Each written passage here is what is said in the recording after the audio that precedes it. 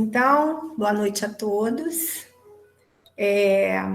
Eu recebi essa incumbência e não vou dizer para vocês que eu não gostei, porque eu amo os animais. Então, vamos ver o que o Espiritismo nos diz sobre os animais. Antes da gente entrar nesse direto no assunto, eu quero dar a conhecer, que a gente lembre de duas questões do Livro dos Espíritos, que é a questão 23 e a 24. A questão 23 que é o espírito. E os espíritos respondem: o princípio inteligente do universo. E na 24, Kardec pergunta: espírito é sinônimo de inteligência? E eles respondem que a inteligência é um atributo essencial do espírito, faz parte do espírito. Só que, porém, eles se confundem, né, para nós, no princípio comum. Então, a gente entende como a mesma coisa, né? E no livro A Gênese, no capítulo 3, O Bem e o Mal, no item 12, nós temos que a inteligência se revela por atos voluntários, refletidos, premeditados, combinados, segundo a oportunidade das circunstâncias. Então, é a maneira pelo qual nós resolvemos todas as questões fáceis, difíceis, aquelas intempestivas, aquelas que chegam até nós e que nós resolvemos com a nossa inteligência. E, incontestavelmente, é um atributo exclusivo da alma, ou seja, do espírito encarnado, na alma, nesse caso, o espírito encarnado.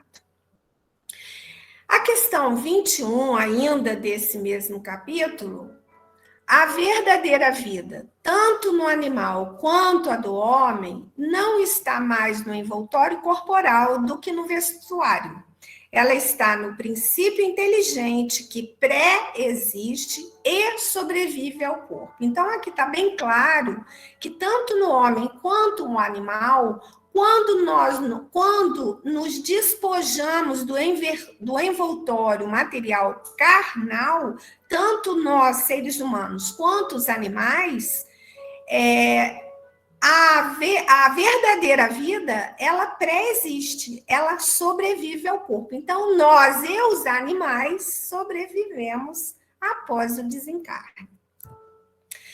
E aí, no Livro dos Espíritos, na segunda parte do Mundo Espírita, ou Mundo dos Espíritos, no capítulo 11, dos Três Reinos, os animais e o homem, na questão 592, Kardec pergunta: se, pelo que toca à inteligência, comparamos o homem e os animais, parece difícil estabelecer-se uma linha de demarcação entre aquele e estes, porquanto alguns animais mostram, sob esse aspecto, notória superioridade sobre certos homens. Pode essa linha de demarcação ser estabelecida de modo preciso? Ou seja, temos animais, né, que são de uma inteligência, se você comparar em termos atuais, se você pegar um animal que convive com o homem, que é treinado pelo homem, existem animais mais inteligentes do que alguns seres humanos, né? E força física, né? Animais com uma força física e que usa essa força física. Então, essa linha de demarcação entre a inteligência entre o homem e os animais, ela pode ser estabelecida de modo preciso? E os espíritos dizem que é bastante complicado, existe um desacordo entre quem avalia essa pergunta, né? Por quê? Porque ele diz que o homem é um ser à parte que às vezes está muito abaixo e muitas vezes eleva-se muito acima. Pelo físico, ele tem o físico como os animais o têm, só que é bem menos dotado do que muitos desses animais. E a natureza deu para esses animais tudo aquilo que nós, os homens, os seres humanos, somos obrigados a inventar com a nossa inteligência, para nos satisfazer, para a sobrevivência, para nossas necessidades. O corpo do homem e o corpo dos animais são destruídos, é certo, mas o espírito do homem, ele tem um destino que só nós podemos compreender porque nós somos inteiramente livres. E aí eles deixam bem claro, pobres homens, que vos situais abaixo dos brutos, não sabeis distinguir-vos deles? Reconhecei o homem pela faculdade de pensar em Deus. Então, só o homem tem um raciocínio elevado em Deus. Apesar de que eu acho que, como Deus criou toda a natureza, todos os seres vivos, todos, eu acho que nós temos o DNA de Deus e nós temos esse reconhecimento. E os animais, eu acredito que eles também têm um instinto, né? Ainda não, vamos dizer assim, o raciocínio ainda não aflorado, mas eles têm o sentimento, né? Na questão 593, Kardec pergunta: poder-se-á dizer que os animais só obram por instinto? E os espíritos dizem: não se poderia negar que, além de possuírem o instinto, alguns animais praticam atos combinados, que denunciam uma vontade de operar em determinado sentido e de acordo com as circunstâncias. Então, olha a inteligência aí, né? Há, pois, neles uma espécie de inteligência limitada, né, àquela necessidade deles, até onde eles precisam, até onde eles têm que se proverem de alimentação, de sobrevivência. Então, a inteligência é limitada. E mesmo quando aqueles animais que convivem com o homem e que aprendem alguma coisa, todo esse aprendizado, esse progresso, ele é efêmero e depende de cada animal, né? Puramente individual. Então, por quê? Quando você pega esse animal e coloca ele de volta na natureza, ele volta a ter, né, aquela mesma limitação que ele não teria se em contato com o homem. Na questão 594, tem os animais alguma linguagem? E os espíritos respondem: se vos referis a uma linguagem formada como nós conhecemos, como nós falamos, não. Mas eles se comunicam uns com os outros. E muito mais do que a gente imagina. Mas essa comunicação é restrita às necessidades que eles têm, assim como são as ideias que eles poderiam ter, né? Questão 595. Gozam de livre-arbítrio os animais para a prática dos seus atos?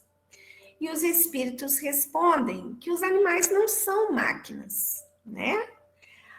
Apesar de ter uma revista espírita em que Kardec coloca como título se as mulheres têm alma, se os homens têm alma, e se na época da escravidão, se os negros tinham alma, né? Então, isso coloca bem, à época, a questão do poder que se queria ter, né, sobre esses três grupos. Então, a liberdade que os animais têm, ela é limitada pelas suas necessidades, não pode se comparar à do homem. Mas Como eles têm uma alma, eles têm a capacidade de desenvolver essa inteligência. Apesar de inferiores ao homem, eles não têm os mesmos deveres, né? E essa liberdade é restrita para eles exclusivamente às necessidades da vida material que os animais têm. Eles não têm que filosofar, né?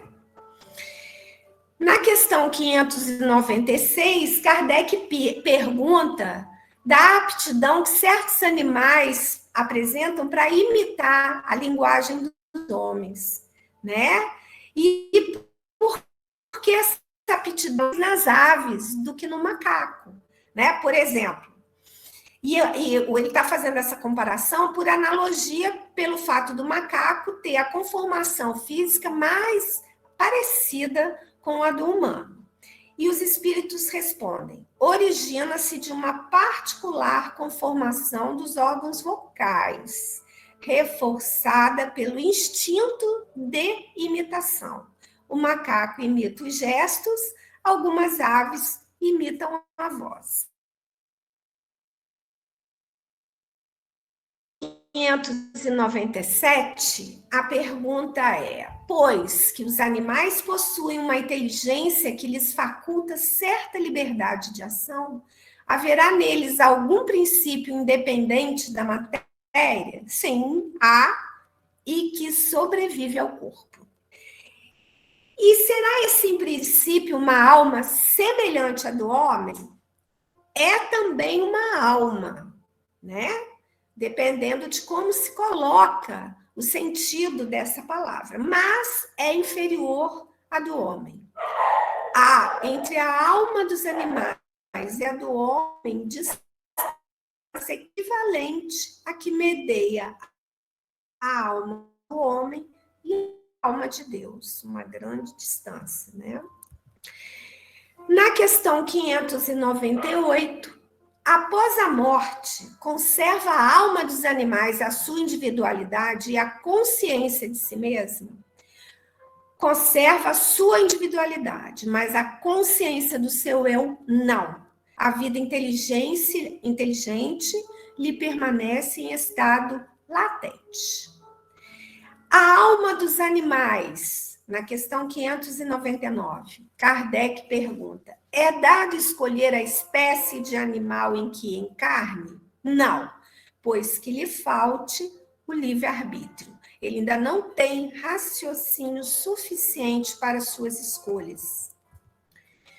Na questão 600, Kardec pergunta: sobrevivendo ao corpo em que habitou, a alma do animal vem a achar-se, depois da morte, no estado de erraticidade como a do homem? E a resposta é que fica numa espécie de erraticidade porque não está mais unida ao corpo, mas não é o espírito errante. Porque o espírito errante é um ser que pensa e obra por sua livre vontade. Essa faculdade não existe ainda nos animais, porque a consciência de si mesmo é o que constitui o principal atributo do espírito. O animal, depois que ele morre, ele é classificado pelos espíritos. Tem espíritos encarregados de cuidar dos animais desencarnados. E ele é reencarnado quase imediatamente, né? E não tem tempo para entrar em relação com outras criaturas. E os animais estão sujeitos a uma lei progressiva? Kardec pergunta. E a resposta é sim, né? E por isso que nos mundos superiores, onde os homens são mais adiantados, os animais também são, dispondo inclusive de meios mais amplos de comunicação, apesar de serem sempre inferiores ao homem. E os homens têm neles servidores inteligentes. E Kardec ainda faz o comentário: não há nada de extraordinário nisso, né? que nós temos os nossos mais inteligentes, o cachorro, o elefante, o cavalo. Imagina se esses animais fossem mais evoluídos, mais de conformação para trabalhos manuais. O que eles não poderiam fazer sob a direção do homem, né? Então, existe uma continuidade na vida dos animais também. E eles progridem como o homem, por ato da própria vontade ou pela força das coisas?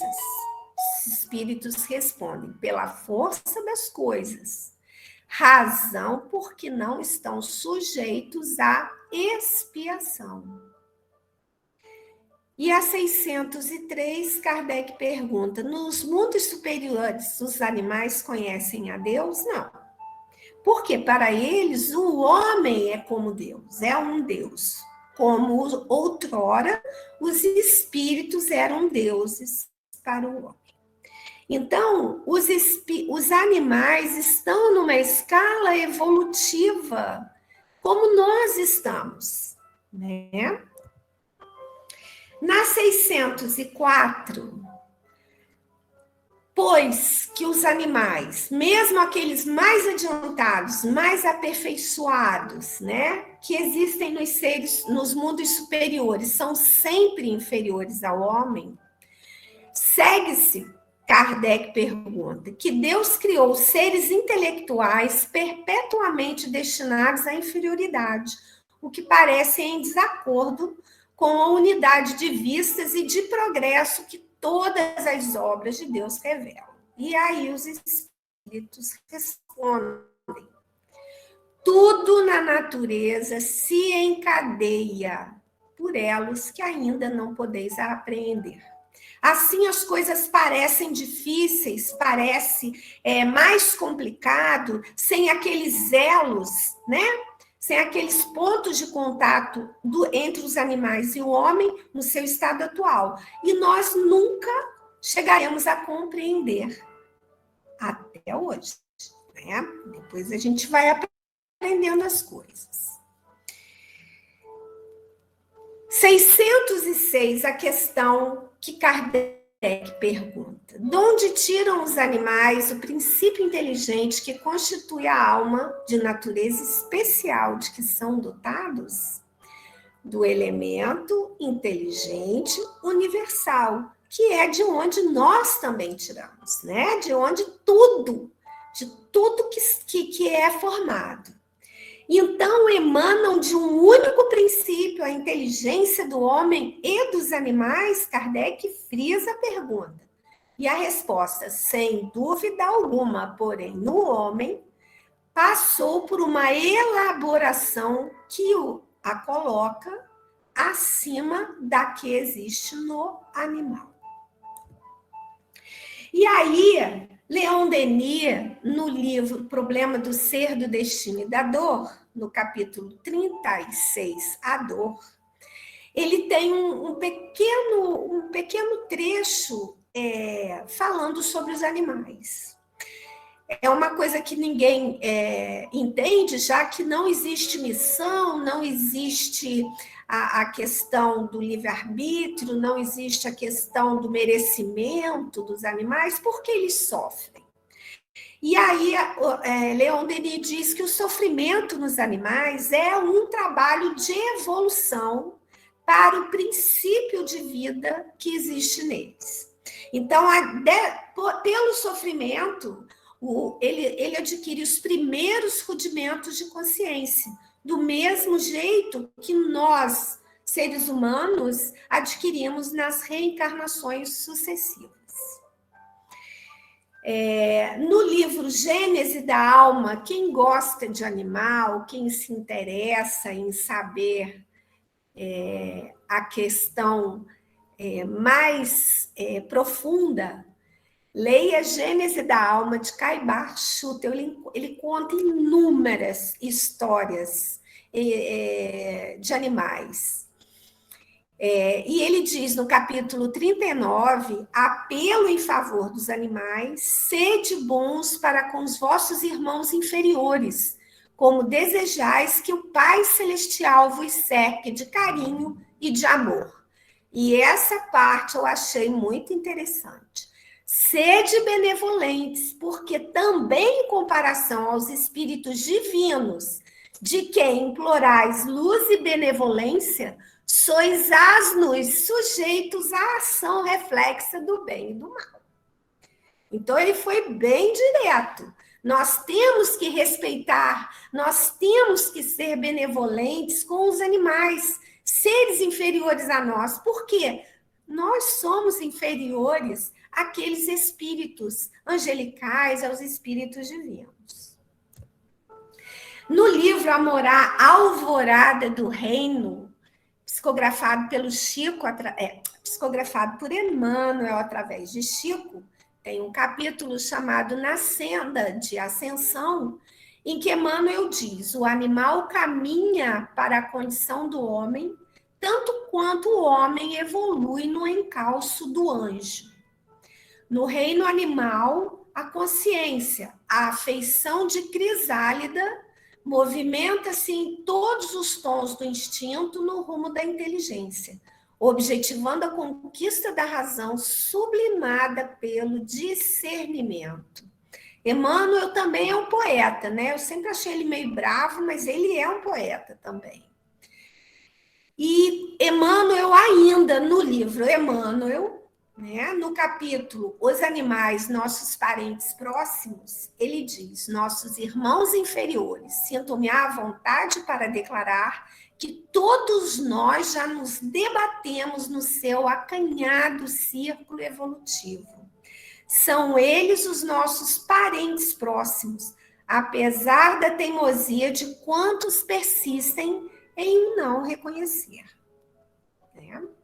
Então, está bem claro que nós passamos por essa fase, né, de instintiva, né, de aprendizado, até desenvolver a consciência. E daí, com as sucessivas reencarnações, nos aprimorarmos. Ainda no livro Emmanuel, no capítulo A Alma dos Animais, ele diz: os animais têm a sua linguagem, os seus afetos, a sua inteligência rudimentar, com atributos inumeráveis. São eles os irmãos mais próximos do homem, merecendo, por isso, a sua proteção e amparo. O homem está para o animal simplesmente como um superior hierárquico. Nos irracionais, desenvolve-se igualmente as faculdades intelectuais.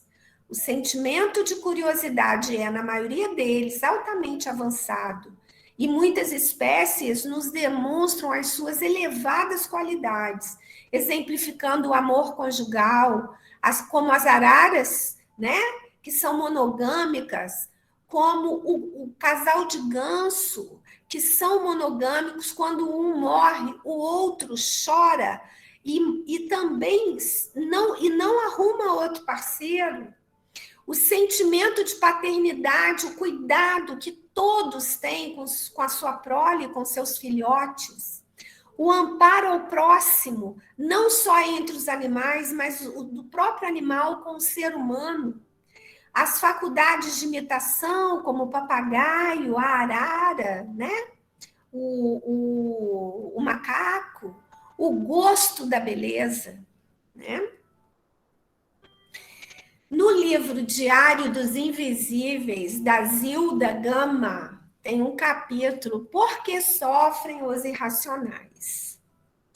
E um pedacinho diz: os irracionais necessitam da dor para que possam, em estado de liberdade, defender a própria vida, temer as sevícies, sofrer os impulsos ferozes, procurar o repouso e o alimento, tornar-se menos perigoso ao homem, manter o instinto de conservação. Na verdade, o sofrimento é uma proteção para o próprio animal. A gente que tem cachorro, quando a gente faz algum procedimento cirúrgico no cachorro, a gente não tem que dar remédio para dor, porque se ele não sentir dor, ele vai fazer tanta bagunça que vai acabar atrapalhando a evolução da cicatrização daquela cirurgia, né? Então, é óbvio que você não vai deixar o bichinho sofrendo absurdamente, mas o próprio sofrimento com a dor é um recurso para a limitação dos movimentos dele, né? E eles não teriam esse instinto de conservação se os corpos fossem insensíveis, né? Fossem desprovidos da sensação da dor, por exemplo. O homem, ele progride mais pelos padecimentos morais do que pelos físicos, né? Nos irracionais, predominam os padecimentos físicos sobre os morais. A dor é útil aos animais para que os fracos e os pequenos defendam-se dos fortes e cruéis, procurando esconderijos inacessíveis aos seus adversários nas furnas ou nas mais altas frondes. Então, o sofrimento, a dor, na verdade, é uma necessidade do animal, para que o animal se proteja. No Consolador, na questão 79, como interpretar nosso parentesco com os animais? E o Emmanuel responde: considerando que eles igualmente possuem, diante do tempo, um porvir de fecundas realizações através de numerosas experiências, eles chegarão um dia ao reino nominal. Então, através das reencarnações, eles vão aperfeiçoando, né? Vão tomando consciência de si mesmos e eles vão chegar ao reino nominal. Da mesma forma que Emmanuel foi bem taxativo no escoar dos milênios, né? Porque ele sabe que a gente é devagar. A gente vai alcançar a situação de angelitude. Por quê? Porque a escala do progresso é sublime e infinita. A angelitude é a nossa fatalidade, nós chegaremos lá. E Emmanuel continua: o mineral é atração, o vegetal é sensação, o animal é instinto e o homem é a razão. Na questão 128, a pergunta é feita: a vida do irracional está revestida igualmente das características missionárias? E a resposta que Emmanuel dá é não. Não é propriamente uma missão, mas ele tem uma finalidade superior que constitui o seu aperfeiçoamento próprio, né, através das experiências benfeitoras do trabalho, né, e da aquisição em longos e pacientes esforços dos princípios sagrados da inteligência. Eu acho que é por isso, por exemplo, que o boi ele se entrega resignadamente, né? Ele com aquele tamanho todo, com aquele peso todo dele, ele teria como, né? Apesar de tudo, ele poderia ter uma briga boa ali, né? Mas eles têm essa resignação e ele tem essa paciência dessas experiências repetidas, né? E é interessante, no livro Nosso Lar, no capítulo 33, esse capítulo chama-se Curiosas Observações. André Luiz está trabalhando nas câmaras de regeneração e ele pede para Narcisa para ele dar uma voltinha, porque eles estavam esperando os samaritanos. E aí ele vai lá para fora, fica esperando, e ele vê duas figuras estranhas que ele fica com medo, ele volta, chama Narcisa ri dele, fala que são espíritos encarnados, mas em desdobramento, são espíritos muito iluminados.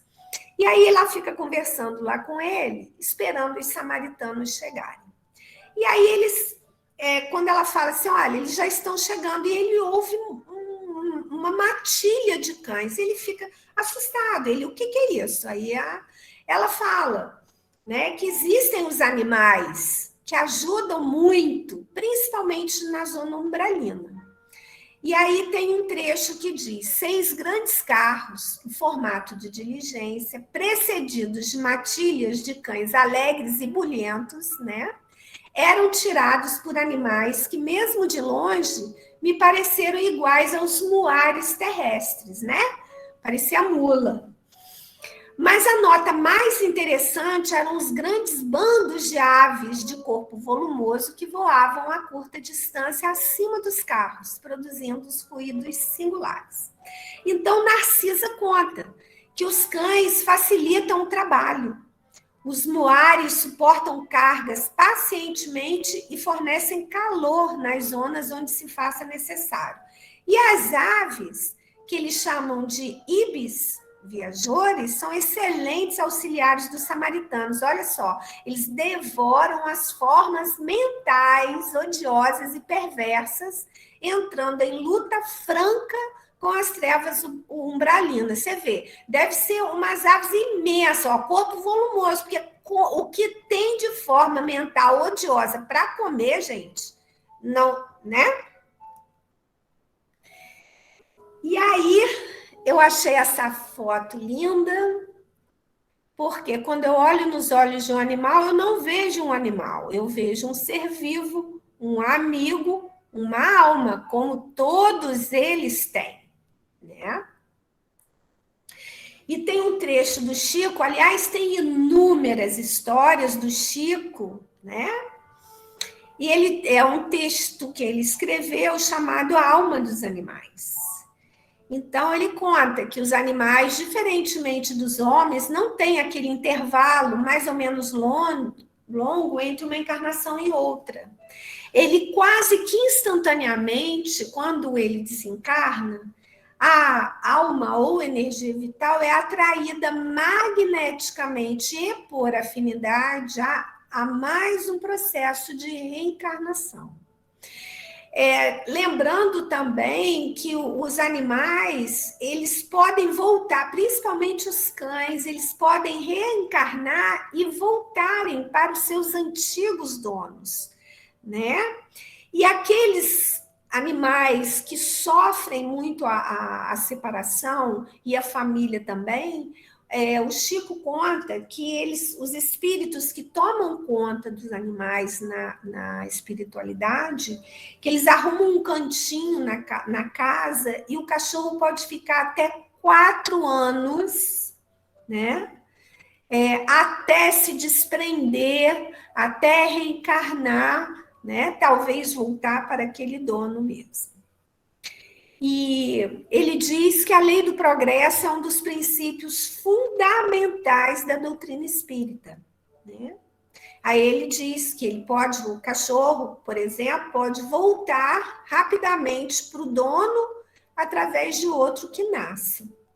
Isso nos leva a entender que, assim como nós, seres humanos, que buscamos a evolução em direção a Jesus, os animais também buscam a evolução em direção a nós, né? E aí o Chico tá com a boneca, né? Que depois a boneca morreu e os amigos deram uma cachorrinha para ele, muito parecida, e ela teve aquela mesma atitude que a boneca tinha de caçar pulga no Chico. E ele diz: nós, seres humanos, estamos na natureza para auxiliar o progresso dos animais na mesma proporção que os anjos estão para nos auxiliar. Por isso, quem maltrata um animal é alguém que ainda não aprendeu a amar. E se alguém maltrata um animal, também é capaz de maltratar um ser humano, seu próprio próximo. Aqui eu fiz uma homenagem, né? Aqui são os filhotes do Estevão, a Nina, a Nequita, né? Aqui está o Kiko com a Nequita e a Luna, que já virou estrelinha.